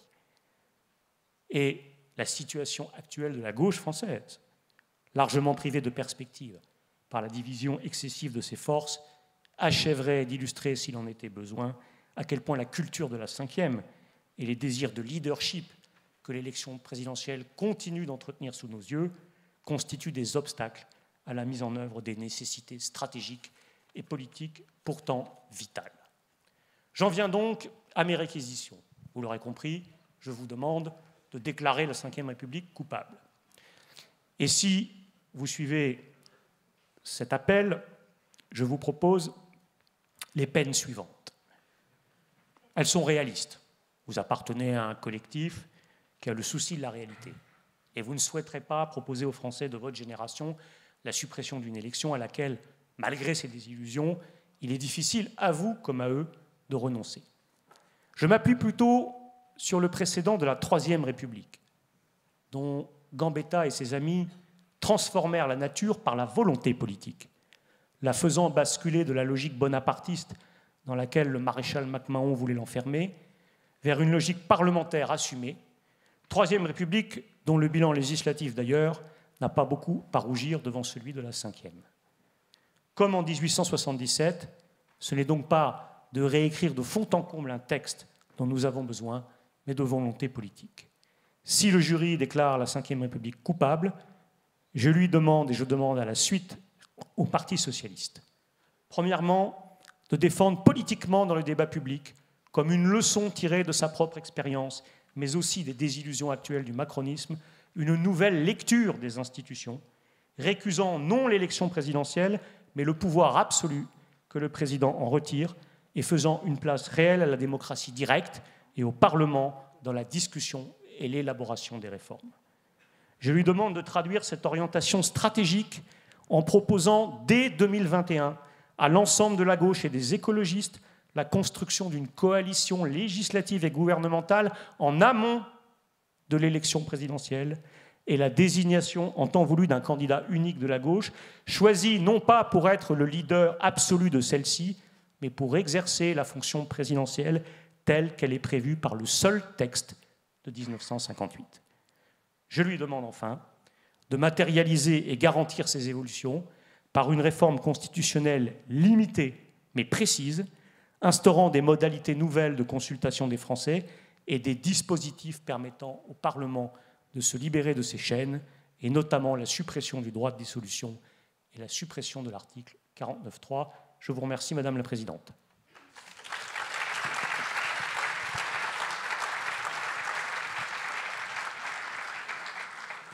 La parole est à la Défense.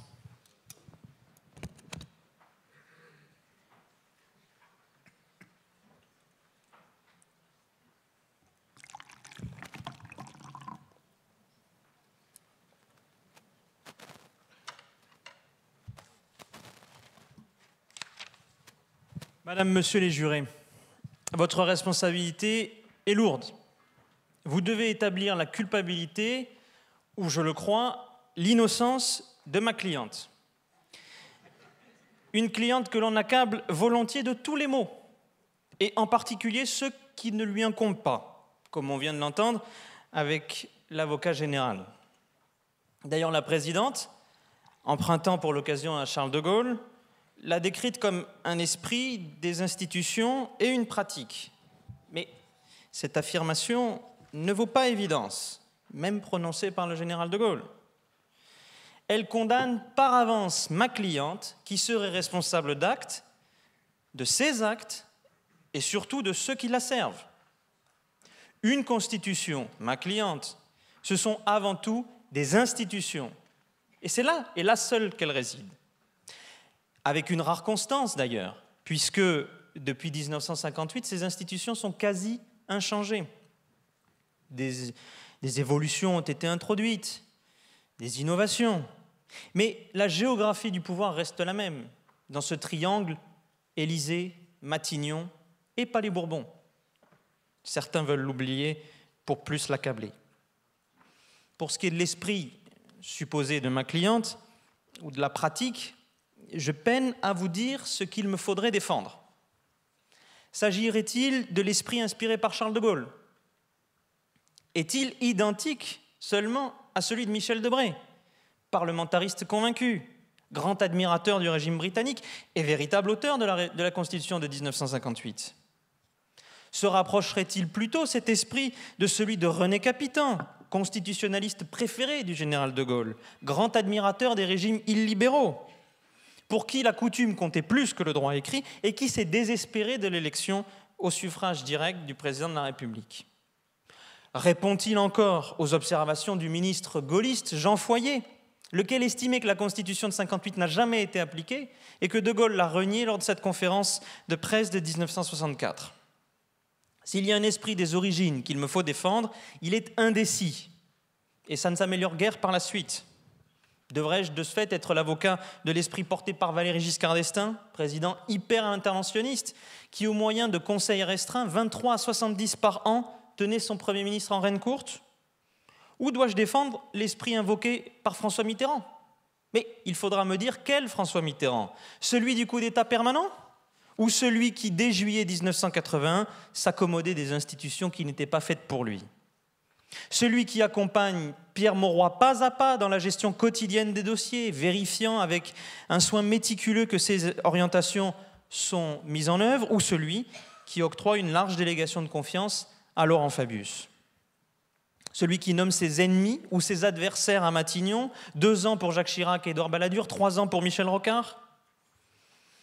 Vous l'aurez compris, l'unité de l'esprit de la Ve République n'existe pas plus qu'en religion d'ailleurs. Il s'agit tout au plus d'une interprétation qui varie selon le praticien, qui parfois est patricien, ou l'exégète. Et je peux en dire autant de la pratique, qui trouverait des points communs entre l'offensive présidentielle de François Mitterrand face à Jacques Chirac de 86 à 88, la cohabitation plus distanciée avec Édouard Balladur et la cohabitation primo-ministérielle de Lionel Jospin.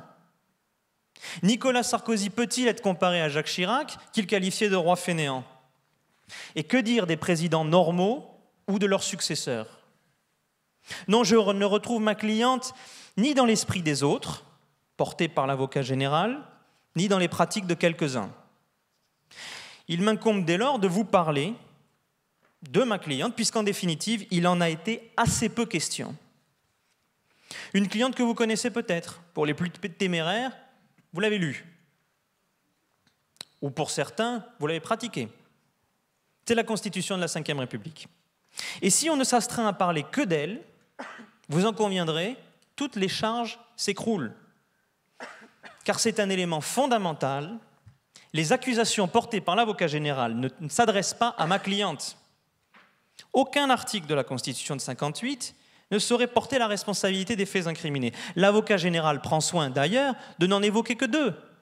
L'un inusité, la dissolution, force nucléaire, et l'autre, le 49-3, rendu inopérant par la coïncidence des majorités présidentielles et parlementaires, démocratiquement instaurées par les citoyens. Il a donc été contraint de parler des autres pour formuler des reproches à l'encontre de ma cliente. Et il se trompe de cible. Car si les dérives évoquées, certaines d'entre elles en tout cas, ne sont pas contestables, je le dis avec gravité, les coupables ne siègent pas au banc des accusés aujourd'hui. La main de la justice tremblerait-elle au moment de convoquer les vrais coupables? Qui sont-ils? Nommons-les. Ceux des chefs d'État qui ont tantôt privilégié une interprétation présidentialiste, tantôt y ont été contraints par les circonstances ou la pression populaire. L'avocat général le reconnaît lui-même dans ses réquisitoires. Ceux des premiers ministres qui, volontairement, ont renoncé à exercer leurs prérogatives constitutionnelles pour céder à d'autres la qualité de chef de l'exécutif. Ceux des parlementaires de la majorité qui partageaient entre discipline bêlante, accaparement local, indolence ou menace de la motion de censure, n'ont pas su utiliser pleinement leurs prérogatives et leurs capacités d'influence. Mais ceux des parlementaires d'opposition également, qui, obnubilés par des attaques aussi systématiques que vaines, ne sont pas parvenus à inventer la fonction de contrôle de l'exécutif, pourtant si nécessaire à une juste séparation des pouvoirs. Tout ne réside pas dans la faute de quelques-uns et surtout pas dans la faute des textes. Et enfin, un coupable, celui dont l'avocat général parle sans cesse, mais sans jamais le nommer. Sans doute pour ne pas le contrarier, il va en avoir besoin. Le plus grand de tous les coupables, l'électeur, le citoyen, vous, nous. Ce peuple qui a dit oui en 1958, oui en 1962, ce peuple qui détient le pouvoir ultime de choisir ses gouvernants, lui qui depuis 1965 se masse pour élire son président et lui donne une majorité cohérente, lui qui depuis 1978 sanctionne avec une rigoureuse constance toutes les majorités sortantes, à l'exception de 2007, et qui, dans les scrutins intermédiaires, car ils existent, peut sanctionner le pouvoir en place. Lui qui permet à l'opposition de se frotter aux responsabilités, lui qui, à en croire l'avocat général, prolonge un système qui l'opprimerait. Pourtant, à ce peuple, on lui propose, et plus que de raison, changement de régime, réforme institutionnelle et même des constituantes. Lui qui ne saurait donc pas ce qui est bon pour lui, mais dont il est agréable de parler en son nom. Quelles seraient nos excuses? La servitude volontaire. Laissons l'argument à la Boétie et au XVIe siècle. La passivité, l'argument ne tient pas, la France est éruptive, la rue résonne encore des éclats de nos contestations. La méconnaissance de la Constitution, de la vie politique, on ne compte plus les émissions télévisées, les articles de presse, les ouvrages, les vrais et les faux procès. Non, tout cela ne tient pas.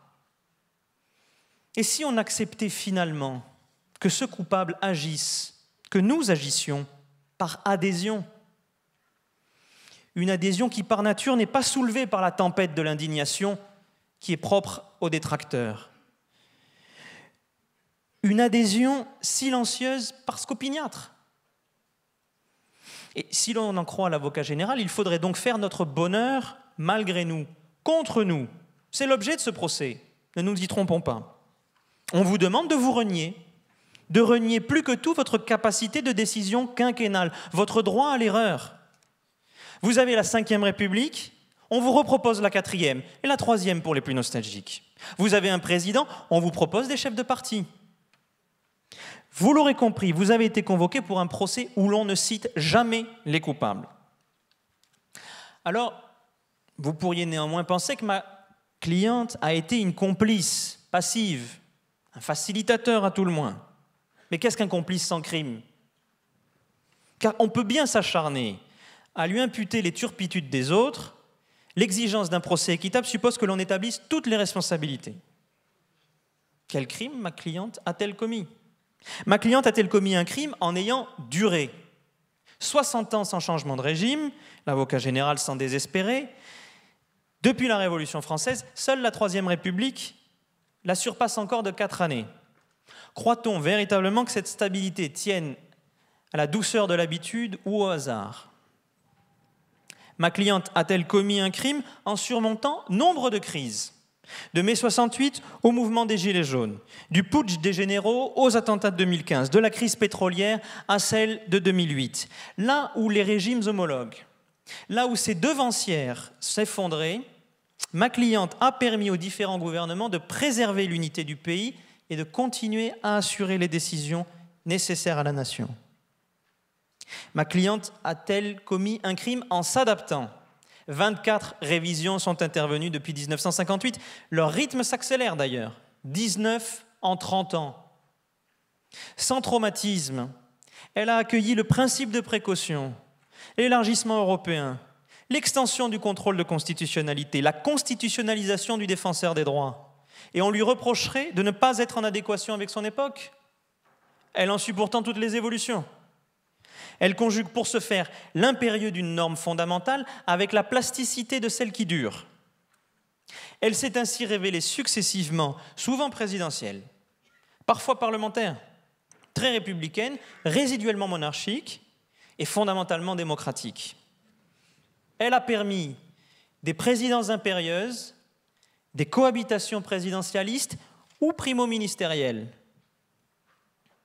Ma cliente a-t-elle commis un crime en donnant régulièrement la parole au peuple ? Voilà son originalité et sa supériorité sur ses devancières, n'en déplaise à ceux qui l'accusent.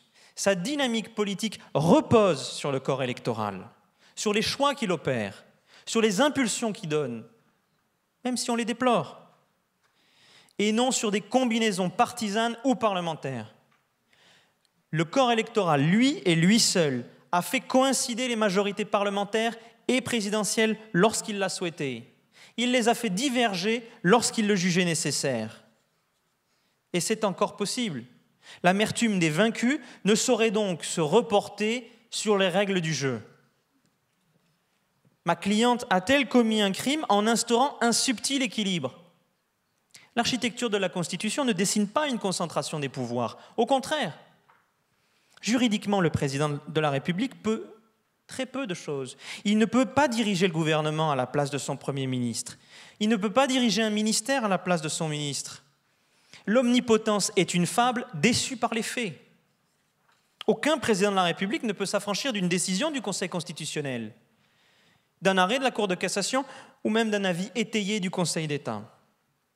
Aucun président ne prendrait le risque de gouverner durablement contre la majorité présidentielle dont il dépend plus qu'on ne veut le dire, la maltraitant et l'entraînant avec lui dans l'impopularité. Il serait condamné à ne plus pouvoir se représenter. De même, puisque le Parlement dispose de prérogatives rigoureusement identiques à celles de la Chambre des communes ou du Bundestag, qu'en font les parlementaires ?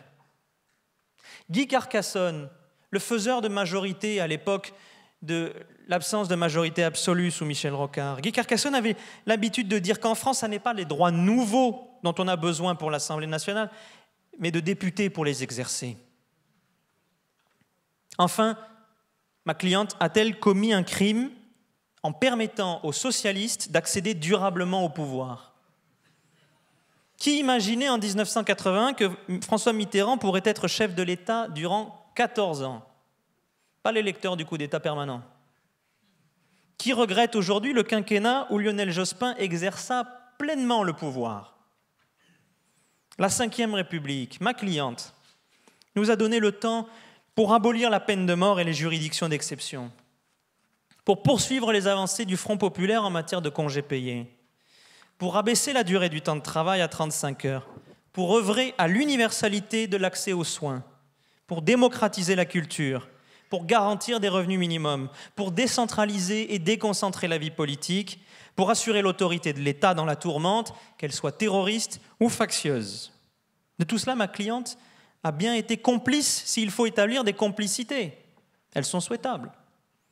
Mais cette complicité, vous l'aurez compris, ne forge pas une culpabilité. Elle n'établit même pas des circonstances atténuantes. Bien au contraire, elle fonde l'innocence de ceux qui servent et qui, dans le service, s'honorent.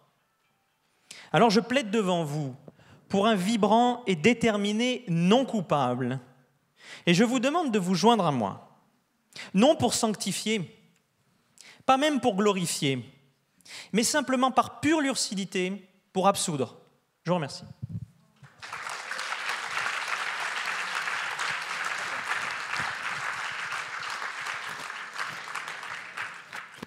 Les débats sont maintenant terminés et donc vous allez être amenés à vous prononcer sur la culpabilité ou la non-culpabilité de la Ve République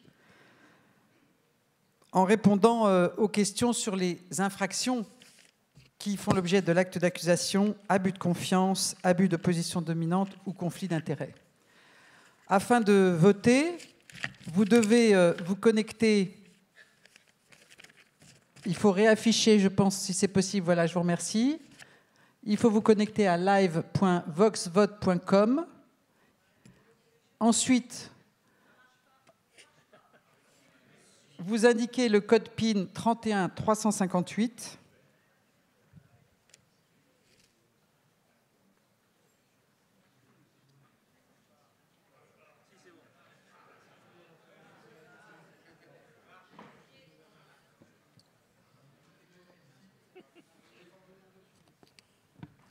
Et vous voyez afficher le vote que vous souhaitez émettre.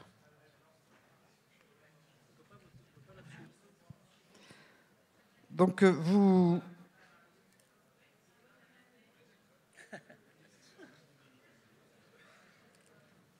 Madame la Présidente, je pense que j'irai devant la CEDH car on ne peut pas absoudre la Ve République. Ce n'est pas la défense qui détermine les termes de l'accusation. Simplement, j'essaye de voir comment...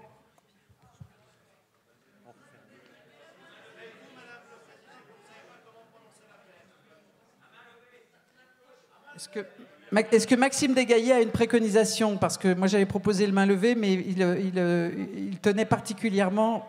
C'est l'occasion de le remercier, d'ailleurs, pour cette belle initiative. Madame la Présidente, nous pourrions mettre le jugement en délibéré. Les socialistes en sont coutumiers. Mais je propose qu'effectivement nous puissions puisque faire ce vote à main levée. Et quand je dis, mais je connais votre sagesse, je pense qu'au-delà du vote qui va s'exprimer dans un instant, nous aurons l'occasion quand même, dans les semaines qui viennent, de revenir sur nos débats. Alors, la seule différence, évidemment, c'est que le vote à main levée ne sera pas un vote... Ben, qu'est-ce que c'est que ça? Madame la Présidente, les dés étaient pipés. Non, si on fait un vote à main levée, on efface ça, je ne comprends pas très bien. Je propose effectivement, je demande à ce qu'on enlève ceux qui ont réussi à se connecter et nous pourrons noter leur capacité. J'indiquais que le vote à main levée a une différence, c'est qu'il n'est pas secret. Je le précise. Donc il faudrait allumer la salle. Voilà. Et donc demander à ceux qui estiment que la Ve République est coupable de lever la main. Et évidemment, quelqu'un compte. Qui compte? Maxime, tu comptes? Je vous remercie beaucoup, Madame la Présidente. Non, mais si d'autres comptent, il n'y a pas de problème. Je veux juste que quelqu'un compte.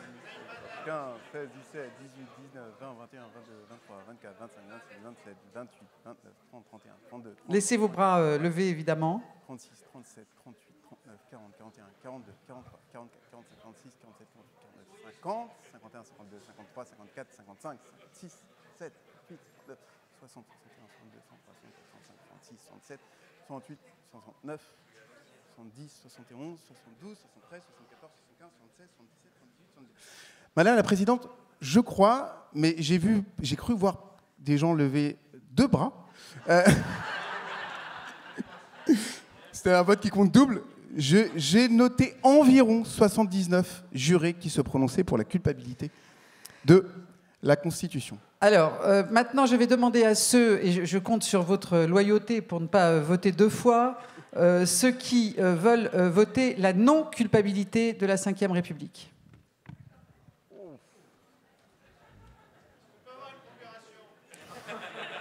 Les procurations ne sont pas admises.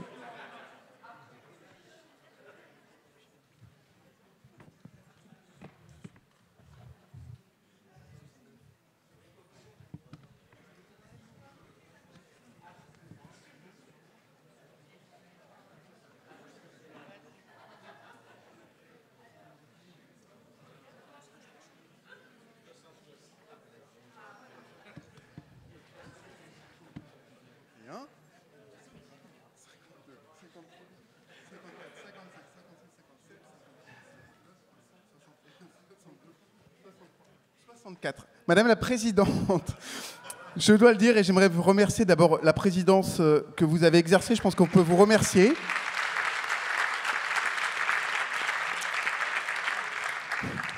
Ce n'est pas une digression pour ne pas donner le résultat du vote. Si mes yeux ne m'ont pas trop trahi, j'ai annoncé 79 précédemment, et là nous avons 64 personnes plaidant pour la non-culpabilité de la Constitution. Vous voyez que sur ce sujet, les socialistes restent divisés. C'est, je crois, un hommage au talent de chacun de ceux qui ont défendu chacune des deux thèses et que je tiens à remercier. Bravo à tous les deux et bravo à Maxime d'avoir eu cette idée. Merci à tous. Merci encore aux intervenants. Nous avons eu un débat extrêmement riche et je crois que voilà, c'était un petit pari que nous faisions. Il a été brillamment réussi grâce à vous. Et nous vous souhaitons une bonne soirée et surtout nous nous retrouvons demain pour la suite de nos travaux. Merci encore.